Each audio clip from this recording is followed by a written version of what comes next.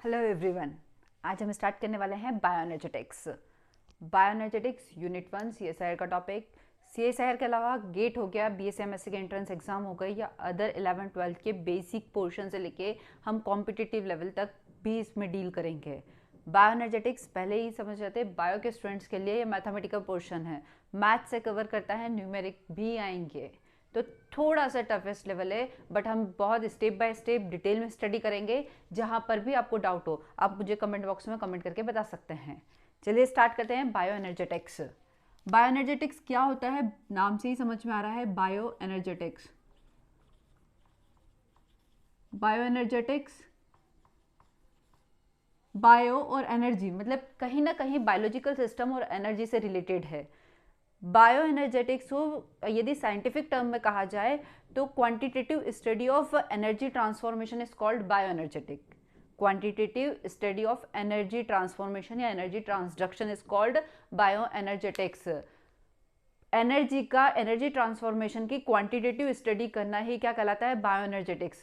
Quantitative study it means हम समझ सकते हैं न्यूमेरिक वैल्यू, कहीं ना कहीं कह सकते हैं। अभी तक हम ये देखते हैं कि एनर्जी ट्रांसफॉर्म होती है। एनर्जी ट्रांसफॉर्म, सपोज सनलाइट से हमें एनर्जी मिली, लाइट एनर्जी केमिकल एनर्जी में कन्वर्ट हुई, केमिकल एनर्जी काइनेटिक एनर्जी में कन्वर्ट हुई, बट वो कितने अमाउंट में एनर्जी का ट्रांसफॉर्मेशन हुआ, उस एनर्जी का अमाउंट क्या था, उसकी क्वांटिटी क्या थी, क्या 30 किलो जूल ट्रांसफर हुई, 40 किलो जूल ट्रांसफर हुई, क्या किस रेशो में ट्रांसफर हुई, कि एब्जॉर्ब किया सिस्टम ने उसको, तो वो सब हम स्टडी करेंगे किसमें, बायो एनर्जेटिक्स में।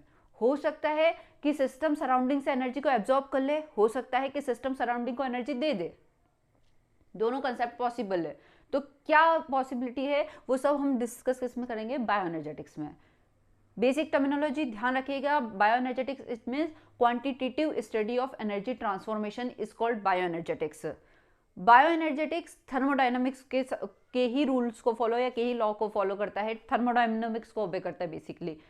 अब थर्मोडायनामिक्स क्या होता है, केमिकल रिएक्शंस या केमिकल बायोलॉजी में कहा जाए हमारा, तो उसमें हमने थर्मोडायनामिक्स के बेसिकली 4 लॉ पढ़ते हैं, zeroth law, first law, second law और थर्ड लॉ। हमें थर्मोडायनामिक्स के लॉ डिटेल में नहीं पढ़ने हैं क्योंकि हम पढ़ रहे हैं अभी बायोएनर्जेटिक्स। बायोएनर्जेटिक्स बेसिकली थर्मोडायनामिक के 2 लॉ, फर्स्ट और सेकंड लॉ को फॉलो करता है। बेसिकली किस पे बेस्ड है, बेसिकली फर्स्ट और second law, law of energy conservation और एंट्रोपी से रिलेटेड लॉ, ये 2 लॉ को। लेकिन थर्मोडायनामिक के चारों लॉ हम समझ सकते हैं क्या होता है। जीरोथ लॉ बेसिक है बिल्कुल, डिटेल में हम नहीं जाएंगे, डिटेल में थर्मोडायनामिक बहुत वास्ट एरिया कवर करता है, हम केवल बेसिक समझेंगे। थर्मोडायनामिक्स का जीरोथ लॉ कहता है कि यदि 2 इक्वेशन थर्मल इक्विलिब्रियम में है, सपोज ए बी के साथ थर्मल इक्विलिब्रियम में है, जीरोथ लॉ क्या कहता है थर्मोडायनामिक्स का, जीरोथ लॉ यदि ए बी के साथ थर्मल इक्विलिब्रियम में है, thermal equilibrium it means temperature same है दोनों का।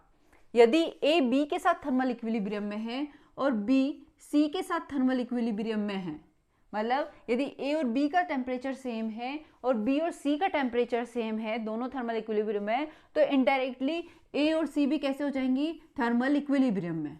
ए और सी भी कैसे हो जाएगी आपकी, थर्मल इक्विलिब्रियम में। ये कौन बोलता है आपका, जीरोथ लॉ, थर्मोडायनामिक का zeroth law.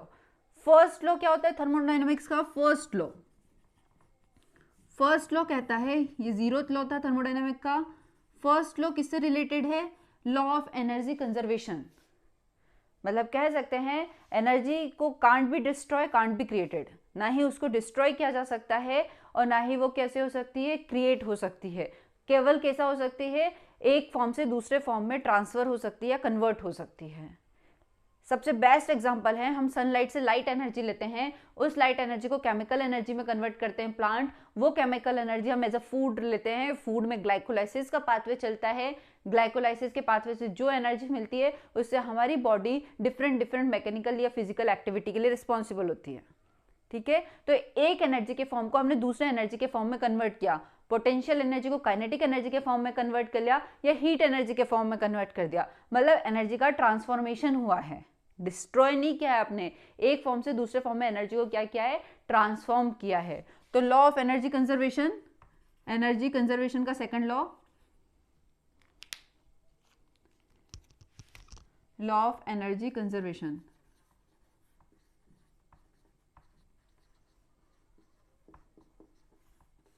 Second law thermodynamics का, सेकंड लॉ किससे रिलेटेड होगा? एंट्रोपी से रिलेटेड।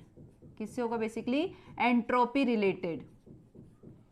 एंट्रोपी से रिलेटेड होगा, इट मीन्स कह सकते हैं कहीं ना कहीं ये सेकंड लॉ कहता है कि जितनी भी डिग्री ऑफ डिसऑर्डरनेस, या कह सकते हैं quantitative measurement of randomness is called entropy.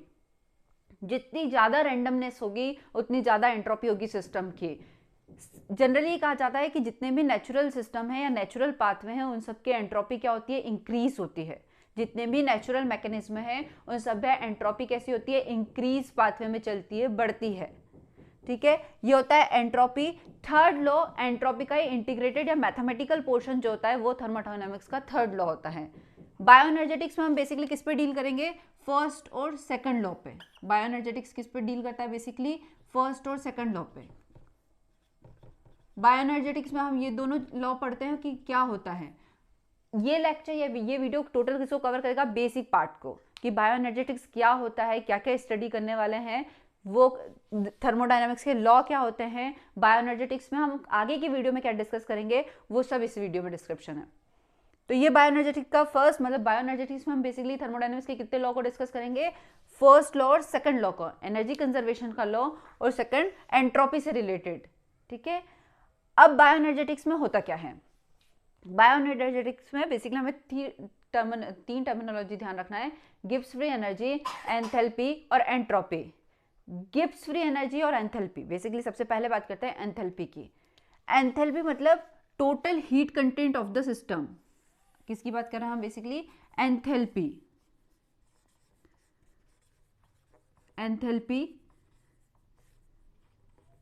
Enthalpy को किससे डिनोट करेंगे? सबसे पहले एच से। एंथैल्पी को किससे डिनोट करते हैं? एच से। Total heat content of the system, system की जितनी भी हीट होगी, जितनी भी एनर्जी होगी, वो क्या कहलाएगी? एंथैल्पी। किस पे? At constant pressure. Constant pressure पे, कांस्टेंट प्रेशर पे जितनी भी सिस्टम की हीट होगी वो क्या कहलाएगी? एनर्जी, वो एंथैल्पी कहलाएगी। किससे डिनोट करेंगे? एच से डिनोट किया जाएगा। एंथैल्पी के केस में एंथैल्पी की यूनिट क्या होगी? जूल पर मोल या कैलोरी पर मोल। जूल पर मोल या calorie per mole. Total heat content of the system is called enthalpy. किससे डिनोट होगा? एच से। इसकी बेसिकली यूनिट क्या होगी? जूल पर मोल या कैलोरी पर मोल। ठीक है, एक कैलोरी मतलब क्या होता है? 4.2 जूल। एक कैलोरी इट मीन्स 4.2 जूल। अब एंथैल्पी के बाद हम देखते हैं गिब्स फ्री एनर्जी, जिससे किससे डिनोट करेंगे? बेसिकली हम जी से, Gibbs free energy. Gibbs free energy जिसको डिनोट करेंगे जी से। गिब्स फ्री एनर्जी मतलब सिस्टम की वो एनर्जी जो वर्क डन के लिए रिस्पॉन्सिबल हो।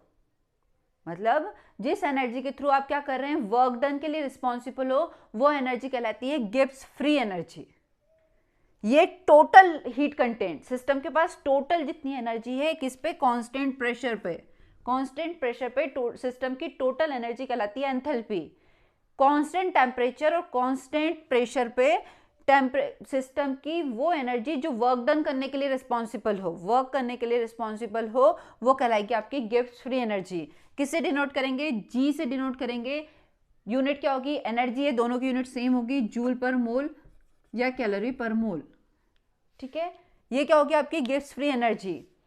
एक बात और ध्यान रखिएगा, गिब्स फ्री एनर्जी और एंथैल्पी दोनों के केस में चेंज पूछा जाता है, change in Gibbs free energy और चेंज इन एंथैल्पी, जिसे हम डेल से डिनोट करते हैं चेंज को।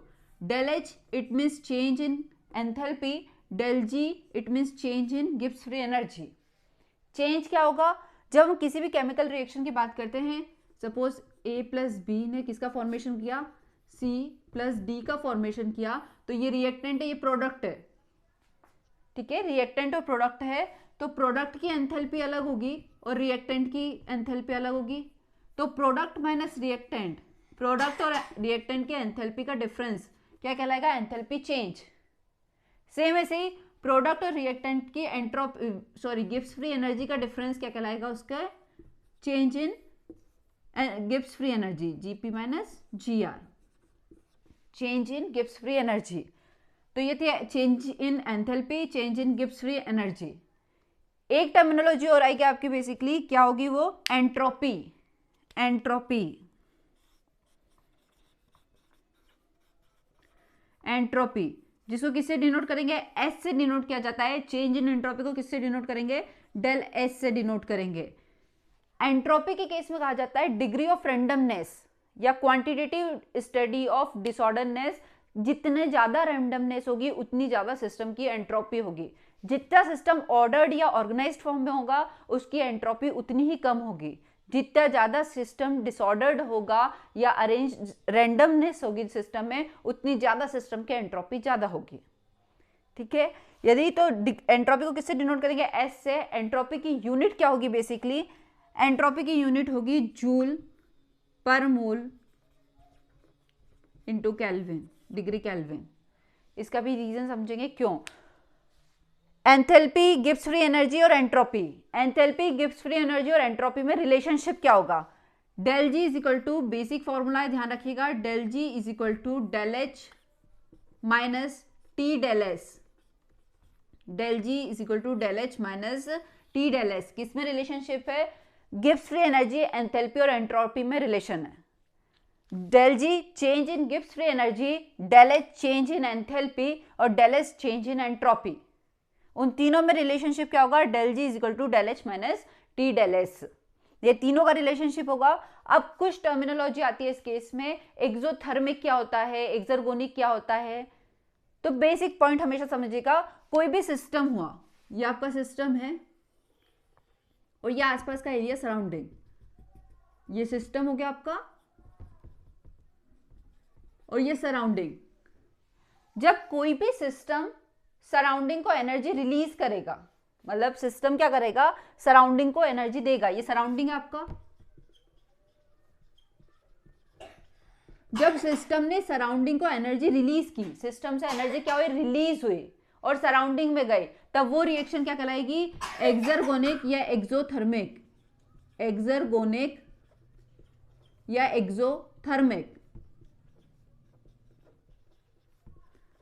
मतलब किसी भी केमिकल रिएक्शन में जब एनर्जी रिलीज होती है तब रिएक्शन क्या कहलाएगी, बेसिकली एक्सर्गोनिक या एक्सोथर्मिक। अब एक्सर्गोनिक का मतलब होता है डेल जी के केस में, डेल जी के केस में क्या बोलते हैं, एक्सर्गोनिक। और एक्सोथर्मिक, थर्मिक मतलब ध्यान रखिएगा डेल एच।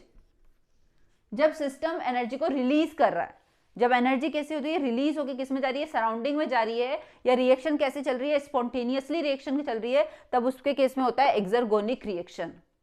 अब एंडोथर्मिक क्या होगा, सिंपल सी बात है, जब सिस्टम सराउंडिंग से एनर्जी को एब्जॉर्ब कर रहा है, जब सिस्टम सराउंडिंग से क्या कर रहा है, एनर्जी को ले रहा है, तब वो रिएक्शन कैसे कहलाती है आपकी, एक्सोथर्मिक एंडोथर्मिक रिएक्शन। कैसे होगी, जब सिस्टम सराउंडिंग को एनर्जी दे रहा है, एनर्जी रिलीज कर रहा है, तब वो रिएक्शन कहलाएगी एक्सोथर्मिक रिएक्शन या एक्सर्गोनिक रिएक्शन। जब सिस्टम सराउंडिंग से एनर्जी ले रहा है या एनर्जी को एब्जॉर्ब कर रहा है, तब वो रिएक्शन कहलाएगी एंडोथर्मिक रिएक्शन या endergonic reaction. Endothermic reaction, endothermic it means del H और एंडरगोनिक मतलब डेल जी। एंडरगोनिक मतलब डेल जी।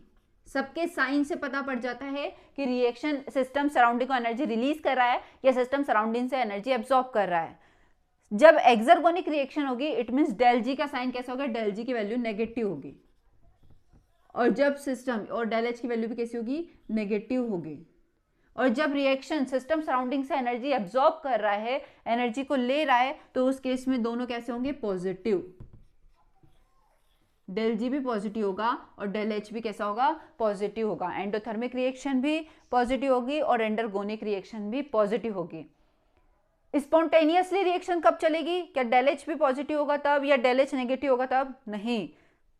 किसी भी रिएक्शन की उसकी स्पॉन्टेनियस नेचर किस पे डिपेंड करता है, उसके डेल जी की प्रॉपर्टी पे, गिब्स फ्री एनर्जी पर डिपेंड करता है।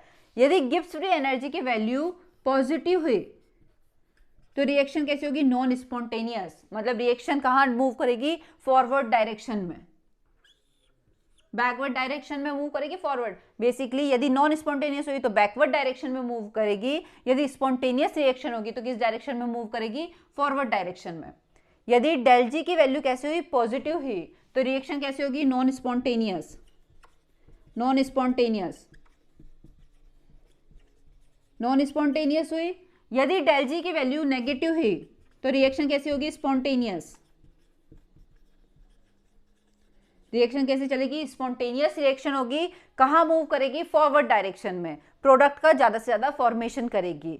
यदि रिएक्शन पॉजिटिव हुई डेल जी की तो नॉन स्पॉन्टेनियस रिएक्शन होगी, रिएक्शन कहाँ मूव करेगी, रिवर्स डायरेक्शन में। तो स्पॉन्टेनियस नेचर किस पे डिपेंड करता है, उसके डेल जी की वैल्यू पे, कि डेल जी की साइन कैसा है, पॉजिटिव है या नेगेटिव है। तो ये था आपको बेसिकली बायोएनर्जेटिक्स का बेसिक पार्ट, केवल बेसिक की एंथैल्पी क्या होती है, एंट्रोपी क्या होती है, गिब्स फ्री एनर्जी क्या होती है, किससे डिनोट करते हैं उसको, system surrounding, exothermic endothermic nature. Detail description आगे नेक्स्ट कमिंग वीडियो में आएगा, जिसमें हम डिटेल स्टडी करेंगे मैथमेटिकल पोर्शन की, गिब्स फ्री एनर्जी कैसे वर्क करती है, कहाँ कितने क्या फॉर्मूला होगा। एक बात, जूल पर मोल डिग्री केल्विन क्यों कहा जाता है।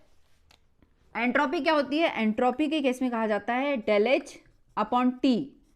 एंट्रोपी होती है किसी भी सिस्टम की enthalpy upon change in enthalpy upon temperature. अब चेंज इन एंथैल्पी का तो हमें पता है जूल पर मोल, और टेम्परेचर हमेशा किस में मेजर किया जाता है, डिग्री केल्विन में। तो क्या हो जाएगा, जूल पर मोल डिग्री केल्विन। सेम टेम्परेचर जो भी होगा वो किस में मेजर किया जाएगा, डिग्री केल्विन में। डिग्री सेल्सियस से डिग्री केल्विन में हमको कन्वर्ट करना है तो क्या करते हैं, डिग्री सेल्सियस से डिग्री केल्विन में कन्वर्ट करना है तो 273 को 8 किया जाता है। सपोज 25 डिग्री सेल्सियस है, अब हमें इसे डिग्री केल्विन में कन्वर्ट करना है तो क्या ऐड करेंगे, 25 प्लस 273, 273 तो कितने डिग्री केल्विन हो गया, 298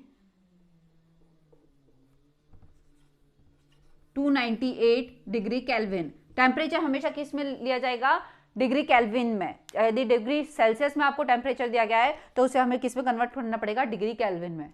ये था आपका बायोएनर्जेटिक्स का simple part, Gibbs free energy क्या होती है, एंथैल्पी क्या होती है, एंट्रोपी क्या होती है। Detail discussion, mathematical portion, step by step numerical उसका सॉल्यूशन भी हम स्टडी करते जाएंगे। यदि आपको वीडियो अच्छा लगा तो प्लीज़ इसे लाइक और शेयर जरूर करें, चैनल को सब्सक्राइब करना ना भूलें। Thank you.